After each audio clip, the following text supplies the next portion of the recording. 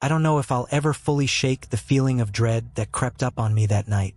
It was supposed to be a simple road trip, just me and a few friends. We were heading out from California, trying to get some fresh air before the madness of life caught up with us again. I was driving, and it was well past midnight when I saw the sign for a detour. My friend, Jason, was in the passenger seat, groaning about how we were taking the scenic route for too long. "We should have just stuck to the freeway," he muttered, barely keeping his eyes open. I didn't mind. The road was empty, and the moonlight cast a strange glow on the surroundings, making the trees look like shadows reaching out at us. It was peaceful. At first, the detour was a back road, just a narrow path through the forest. There were no other cars, and it felt like we were the only people on Earth. We kept driving, the road twisting and turning with no real sign of life. The GPS on my phone was barely functional out here, constantly switching between no signal and searching for signal. Jason started making jokes about being in the middle of nowhere, but I could feel his unease growing. He kept glancing at the rearview mirror, frowning. "Are you sure this is the right way?" he asked, his voice tinged with something I hadn't heard before, fear. I laughed it off. "It's just a detour. We'll get back on track in a bit." But something about the way the trees loomed over us, their branches scratching at the car, made me uneasy. Every time I checked the rearview mirror, there was nothing behind us, just dark, empty road. But the feeling that something was watching us never left. And then we saw it. A faded, wooden sign posted beside the road, one that I had somehow missed when we first turned. It read, "Welcome to the Twin Oaks Hollow." Jason's brow furrowed. "I don't remember seeing that on the map." "Neither do I," I said, gripping the steering wheel a little tighter. "It must just be some small town or something." But when I looked ahead, I noticed something that didn't sit right. A single light flickered in the distance, way too far to be a house, but too close to be a street lamp. It wasn't the kind of light you'd expect to see on a back road like this. "Let's stop and check it out," Jason suggested, his voice suddenly more serious than I had ever heard it. Reluctantly, I slowed down, the headlights illuminating the road ahead. The light was coming from an old building on the side of the road, a dilapidated, wooden shack that seemed completely out of place.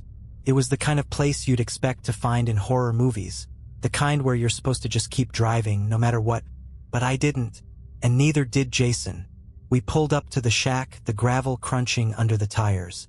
The flickering light seemed to come from inside, casting strange shadows across the walls. It didn't look like anyone was there, but the door was slightly ajar, creaking with every gust of wind. Jason didn't hesitate. He was already unbuckling his seatbelt, his curiosity outweighing any lingering doubt. "Let's just check it out for a minute," he said, half smiling, though I could tell something was off. "We might find some cool old stuff. You never know." I wasn't sure about this. Something about the whole place felt wrong. But before I could say anything, Jason was out of the car and walking toward the shack. I sat there for a moment, frozen, unsure of what to do. Finally, I sighed, grabbed my flashlight, and got out of the car, locking it behind me. The air was cold and thick, and the distant howl of an animal added to the eerie silence. As I walked toward the door, I could feel the hairs on the back of my neck standing up. Jason had already pushed the door open wider, stepping inside without hesitation. I followed him, shining the flashlight around the dark interior. The shack was barely held together, with wooden beams that looked ready to collapse at any moment. There were broken furniture pieces scattered around, and the smell was enough to make me gag. A combination of mildew, something rotten, and an underlying metallic scent that I couldn't place. "Jason," I called out, my voice tight with unease. "What the hell is this place?" He didn't answer right away, and I stepped further in, my foot landing on something sharp. I winced, but I kept moving. I could see Jason now, standing near the back corner of the shack, staring at something.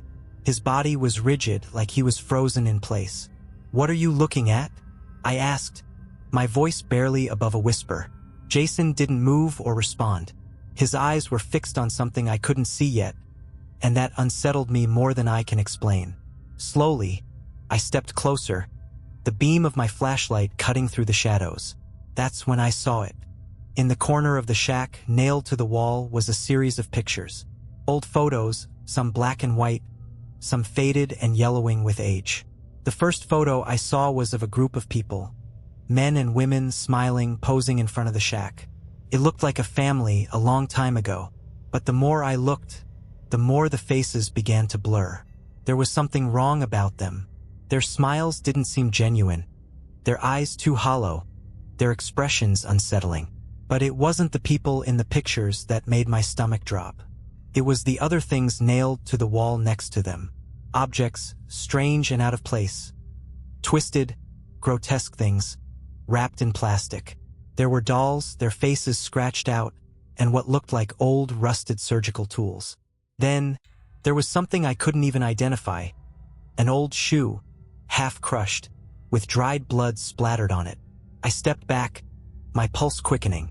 Jason, we need to go." But Jason didn't move. He was staring at something else now, deeper into the shack, his face pale. I followed his gaze, heart pounding in my chest. In the far corner of the room, a large, heavy chest stood against the wall. Its lid cracked open slightly. There was no sound, just the eerie silence, broken only by the wind outside. I didn't know why, but every instinct in me screamed not to open that chest, not to even go near it. But Jason was already moving toward it. "Don't." I tried to warn him, but it was too late. He bent down and yanked open the chest. I don't think I'll ever forget the sound of the chest creaking open. It was like the shack itself was groaning in protest, as if it knew something was about to happen, something that shouldn't be disturbed. Jason peered inside, and for a moment, I thought he was just inspecting some old junk. But when he pulled something out, something dark and slick, my heart dropped. It was a small, tattered book, its cover covered in dried mud and what I could only hope was old leather.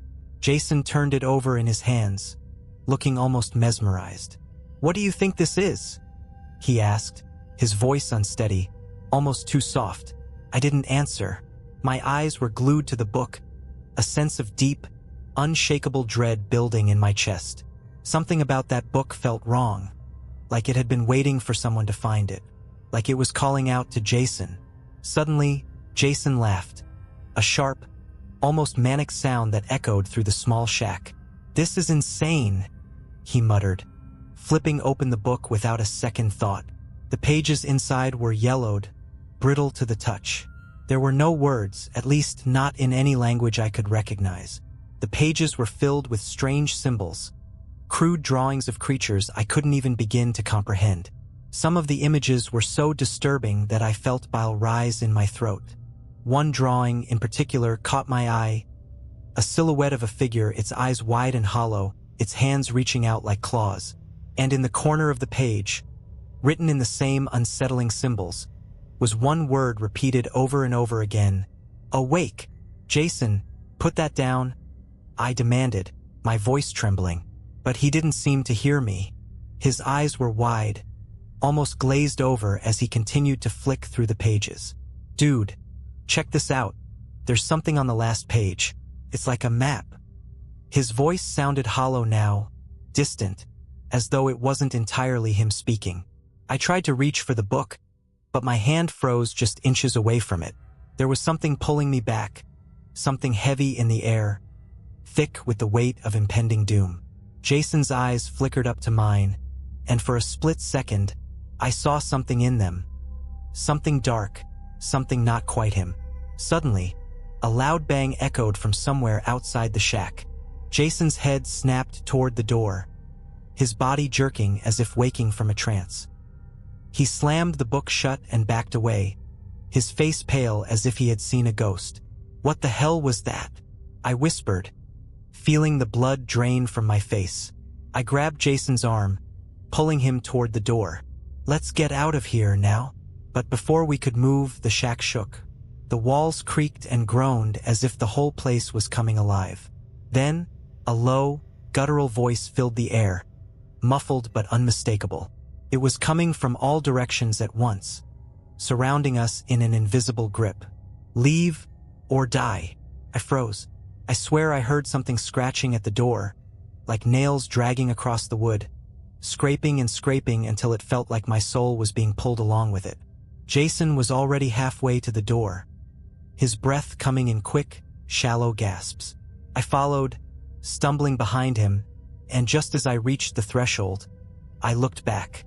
The room was empty. The chest had vanished. The photos on the wall were gone, and all that remained was the oppressive silence, broken only by the thumping of my heart. We didn't stop running until we reached the car. The whole way back, I kept checking the rearview mirror, but I didn't see anything. There was nothing but the dark, empty road stretching behind us. That was the last time I ever saw Jason. I haven't heard from Jason since that night. It's been weeks now, and I've tried to call him, text him, even reach out to his family. Nothing. His phone goes straight to voicemail, and when I went by his apartment, it was empty. His stuff was gone, like he'd just packed up and left without a word. But I know better. Something happened out there. Something we weren't supposed to disturb. The night we left that shack, I didn't sleep for days. Every time I closed my eyes, I could still hear that voice, leave or die.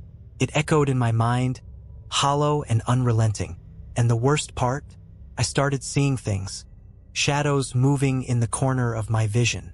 Figures standing just outside my window, too still, too silent. They never came closer, but I knew, deep down, that they were watching. I tried to forget about it, to move on, but it was impossible.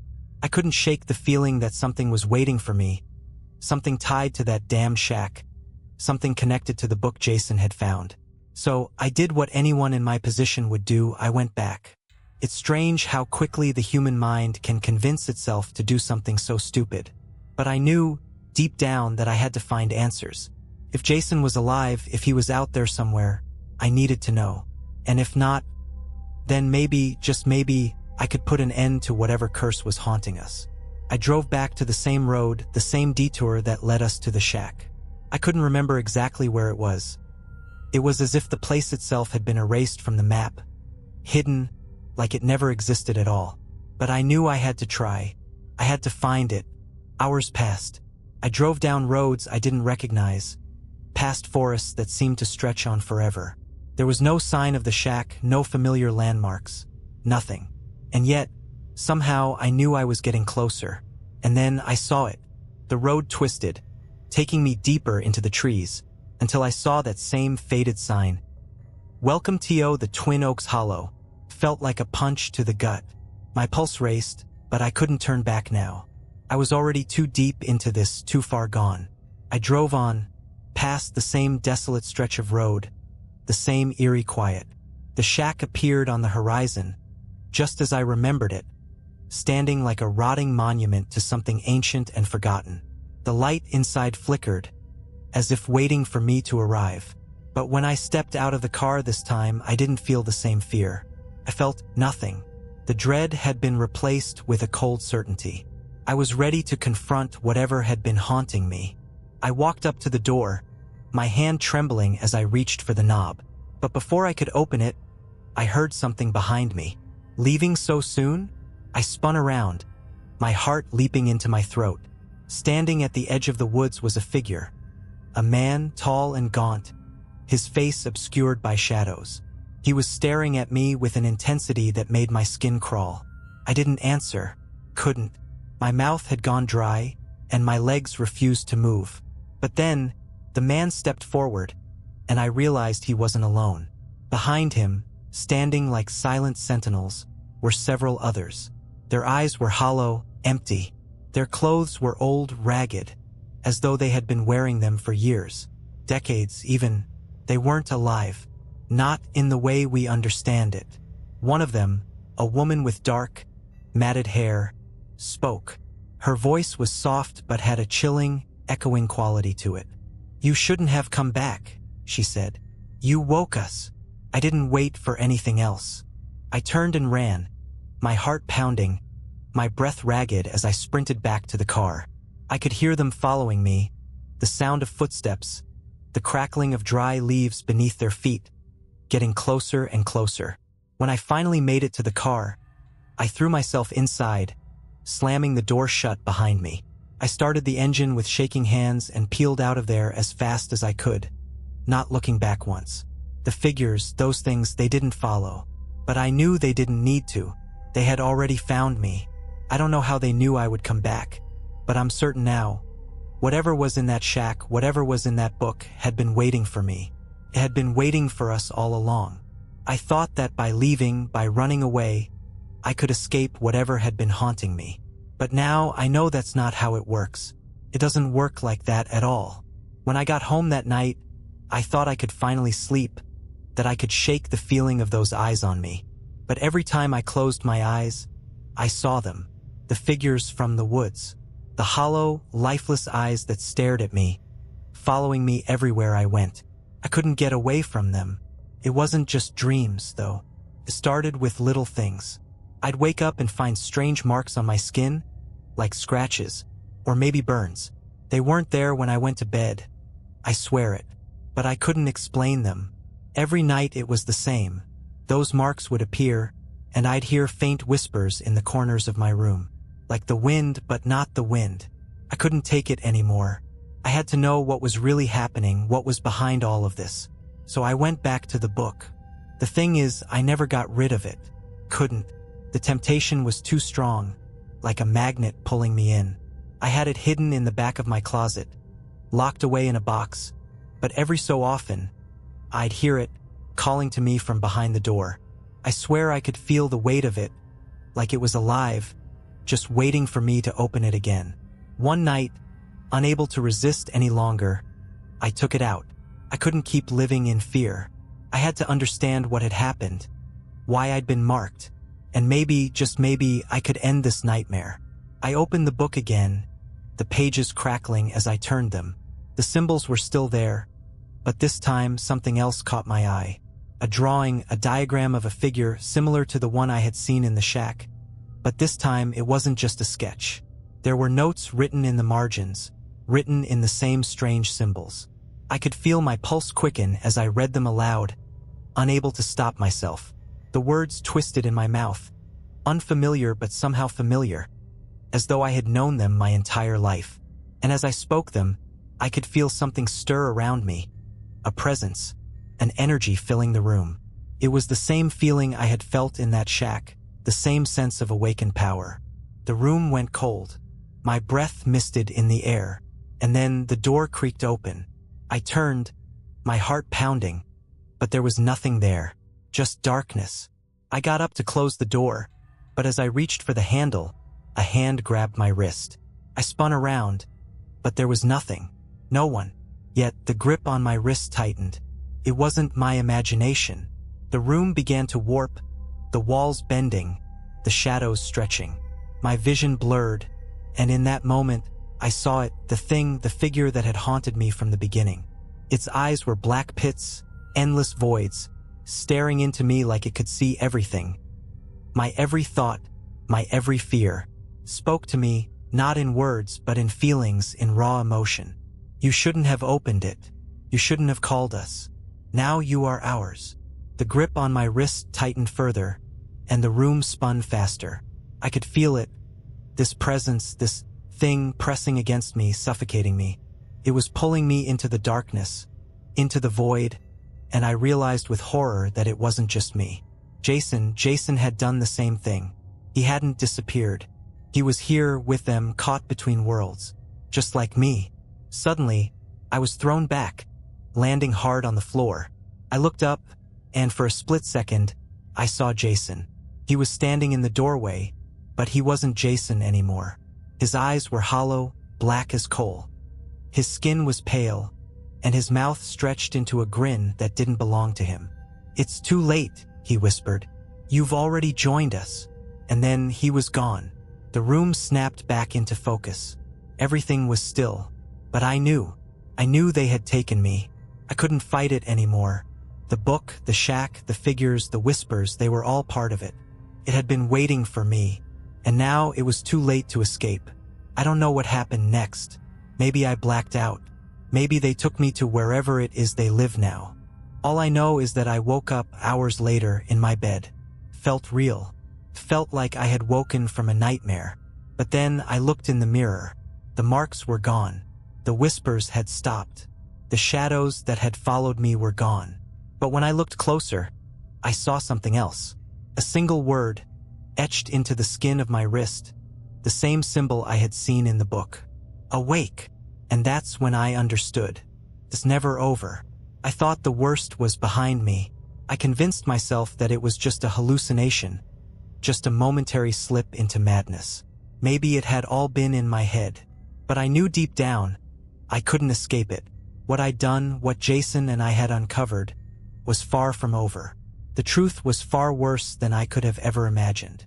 In the days that followed, I tried to return to some semblance of normal life, but it didn't take long before I realized that wasn't going to happen.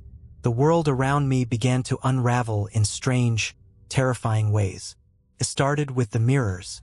At first, it was subtle, just a fleeting glimpse of something moving behind me, a shadow darting across the glass when I wasn't looking. But the longer I stared into the mirror, the more I saw. At night, I'd see figures standing behind me, faces obscured by darkness, eyes just out of focus. I tried to turn away, but the figures followed my every movement, getting closer, getting clearer. Each time they would grin, that wide, empty smile that Jason had worn when he disappeared. I stopped looking into mirrors. I covered them all, every reflective surface in my apartment. But it didn't matter. I could still feel them. I could feel their eyes on me, watching from the corners of the room. The shadows were everywhere. Then came the voices. At first, they were faint whispers, soft murmurs that seemed to come from nowhere and everywhere. But over time, the voices grew louder. They spoke in the same language as the book, in the same symbols, urging me to join them. The whispers were relentless, the words distorted, but the meaning clear. I knew they were waiting for me to make a choice. But what choice was there? I had already opened the door. I had already awoken whatever had been slumbering in that forsaken place. And then the worst part, the visions. They started as dreams at first. Jason, standing in the doorway, his hollow eyes staring at me with a knowing, twisted grin. The shack was there too, looming behind him, bathed in an eerie, sickly light. But the more I dreamed, the more real it became. It was like I could feel the shack pulling me toward it, like I was being dragged back to that place. The nightmares bled into my waking hours. I'd see Jason, standing at the edge of my bed, his face like a rotting mask, his body twitching in unnatural ways. Sometimes he would whisper to me, the words garbled, but always one thing stood out. Come back. I tried to ignore it. I thought if I just stayed away from the road, stayed away from the area, it would stop. But it didn't. The visions grew stronger, the whispers louder, and soon, I couldn't tell where the waking world ended and the nightmare began. And then, one night, it happened. I woke up to the sound of someone knocking at my door. It was late, way past midnight. The knocking was persistent, each bang shaking my apartment. My heart pounded in my chest as I slowly stood up, unsure if I should answer. But something told me I had no choice. I opened the door.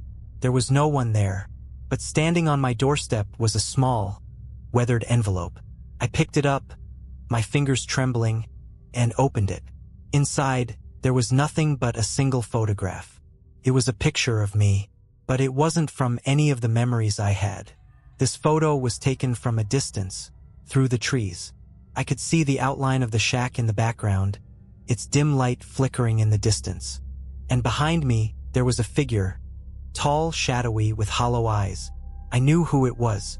It was them. They had been following me the entire time. And that was when I understood. There is no escape. There is no end. The figures, the shack, the book, they are always watching, always waiting. No matter how far I run, no matter how many times I try to forget, they will always find me. The curse I awakened is not just tied to that place. It's tied to me. I can feel it now, deep in my chest. The pull, the draw, the whispers growing louder as I write this. It won't stop until I return, until I finish what was started. But I won't let it win. Not yet. I'll keep running. I'll keep hiding. I'll try to resist. but I know it's only a matter of time.